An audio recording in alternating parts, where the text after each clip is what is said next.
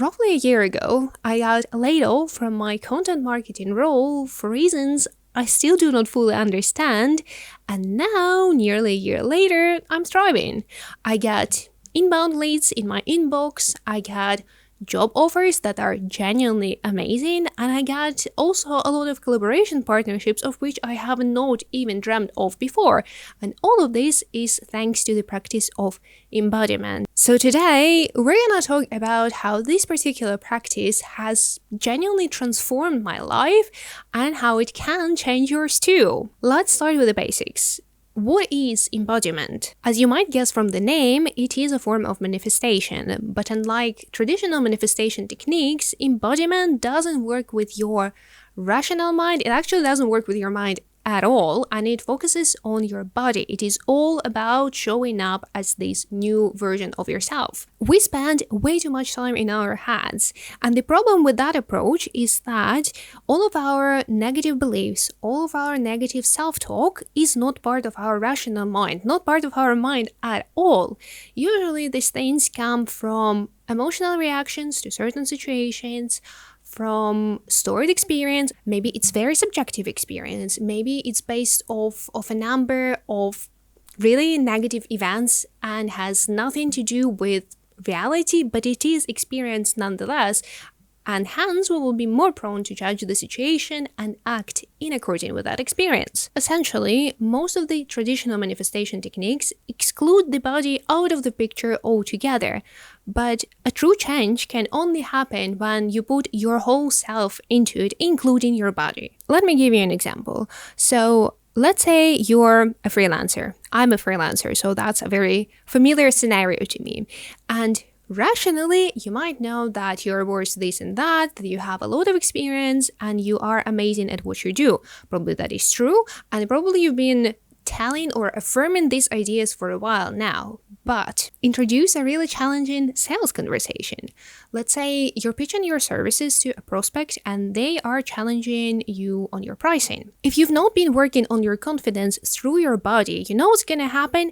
You're gonna have a cortisol spike, you're gonna start feeling nervous, and then you're gonna mumble something about, oh yeah, okay, let's reduce the price by half. Now, when you have this deeply embodied knowledge that I can do hard things, I can be challenged, I am fine, and this knowledge doesn't come from your mind only, but it happens on the level of your whole body, then you're gonna remain cold during this conversation and you're gonna close the deal. There are 3 core components to this embodiment practice: action, movement, and creativity, and we're gonna discuss them in more detail in a minute. You're also gonna get your homework, but for now, let me tell you how this whole practice, or committing to this practice, played out in my own life, my own career. Last year, I was feeling professionally stuck.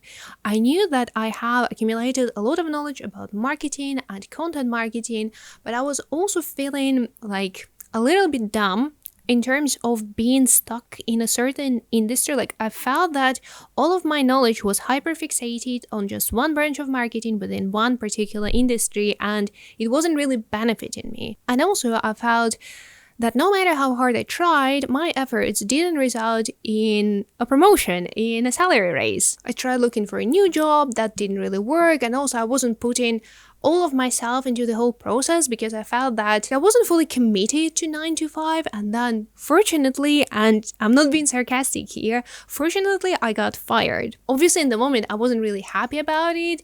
The whole situation could have been handled way better. Our compensation wasn't nearly as fair as it could have been, but in retrospect, I think it was a blessing in disguise. This move from my employer made me consider one career path that I have been dreaming about, but didn't really have the guts to stick to, and it is self-employment. Now that I had all the time in the world, I could give that idea a try. And by the way, I'm just saying that I didn't go stupid about it.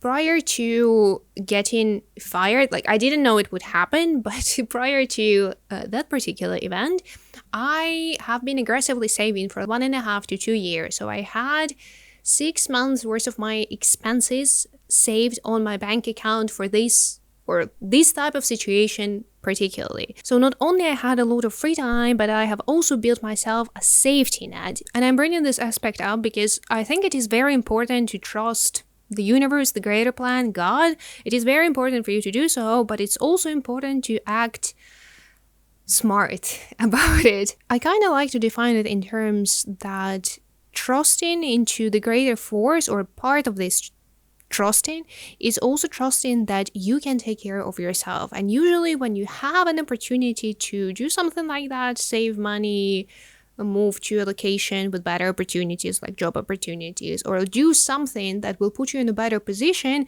I kind of view it like another type of miracle. But yeah, that was a side ramble. Anyway, as I started my business, I knew close to zero about the whole enterprise. I didn't know how taxes worked. I didn't really have that many people in my network who were business owners themselves or needed content support. So it was a steep learning curve for me, for sure. But what I had decided to do was to start acting as a person who was already self-employed. And the thing is, once I stopped acting like this old version of me that was shy, that believed that she was too introverted to hang out with people, go to networking events, that she needed more experience to charge this and that price, and started acting like the person, like a business owner already. So I started talking to people, started getting out of my comfort zone, I started pitching, I started getting leads. And then the same thing happened again in autumn when I started this outreach challenge. Sales has been my weakest point, or so I used to believe for many, many years. I used to think that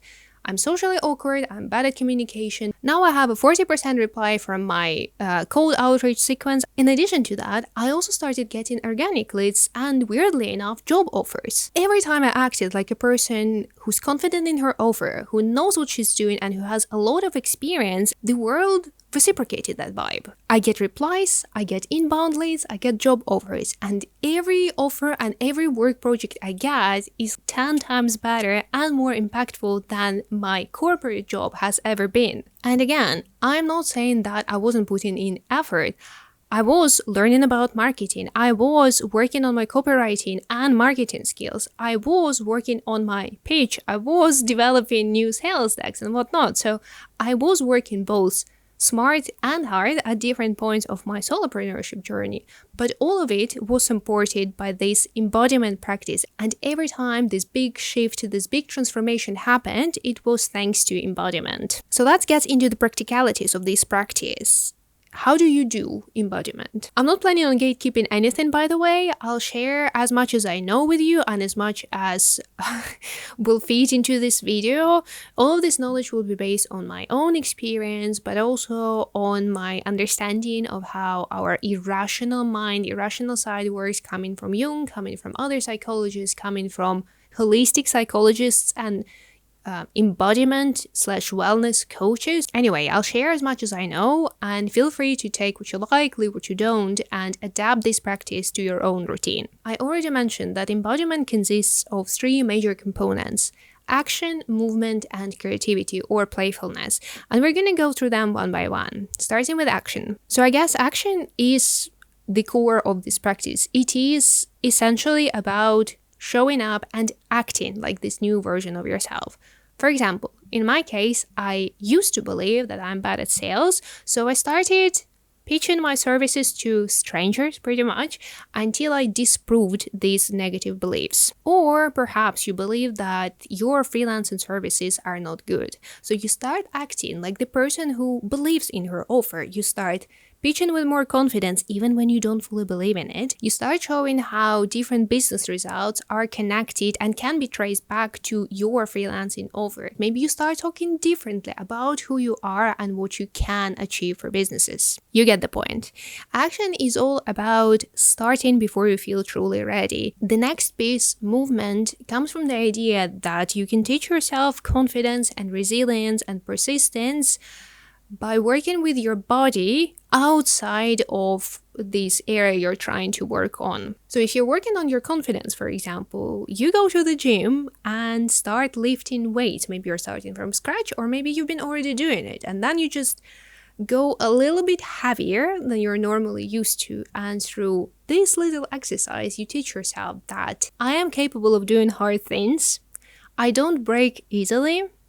I am confident in my skills and abilities. And you can choose any type of exercise or any type of work with your body that is realistically challenging. So we're not looking for injuries, but we are working on pushing our physical boundaries. So it can be lifting free weights at the gym, or going for a run, or doing some deep stretching. It can also be going to a sauna or doing a cold plunge. It might be easier to start if you reframe it as a challenge, for example, a 5-kilometer challenge where you train from not being a runner at all to running 5 kilometers in a month or like in 3 months. The goal you set for yourself should be realistic enough that you stay consistent with it, but it should be challenging enough that it, again, pushes you to expand your own perception of what you can do. And the final piece is creativity or playfulness.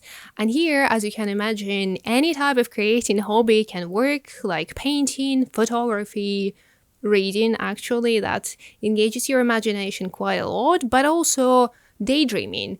We're talking about daydreaming not in a coping mechanism way, so we're not talking about daydreaming as a substitute for action, but we're talking about exploring our imagination, maybe coming up with a fun fiction about yourself and your partner, maybe coming up with new, more interesting professions for your relatives based on their skills. Basically, again, playing around with your imagination. The point is, just as movement pushes your physical boundaries, creativity pushes your boundaries in terms of what you deem real or possible. The more ways of expressing yourself you explore in your free time, the easier it becomes to entertain all these different ideas and possibilities that never existed before in your other spheres of life. Ideally, you would want to have a small exercise for each of these embodiment components, so movement, action, creativity. But if your relationships with yourself are not trust-based, if you are not used to following through on your promises, then it might be hard to stay disciplined and you might eventually give up on the whole practice, which we do not want to happen. So, long story short, choose one. Literally, choose just one embodiment component and stick to it.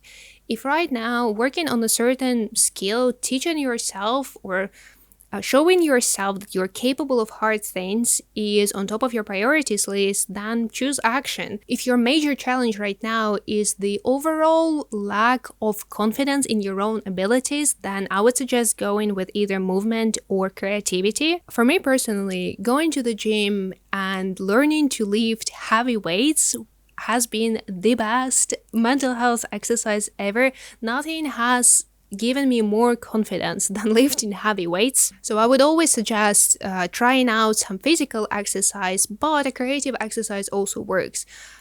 Anyway, your homework for the next month is to choose just one area of embodiment and start working on it. So pick an area where you feel that you're lacking experience, you're lacking confidence, and start showing up as this new version of yourself until you feel like you are her. And with that, I'm gonna finish this video. Again, the important thing about embodiment is that it allows you to bypass the rational mind altogether, because all of these negative beliefs, this negative self-talk, it doesn't come from our rational mind at all. It comes from our experiences, from the patterns that we've learned as we were growing up, and the best way to work on them is by putting our whole body into it. As always, I hope you found this video useful. Let me know in the comment section which aspect of embodiment resonates the most with you. Remember to like this video and subscribe to this channel, and I wish you a great day, and I will see you next time. Bye bye!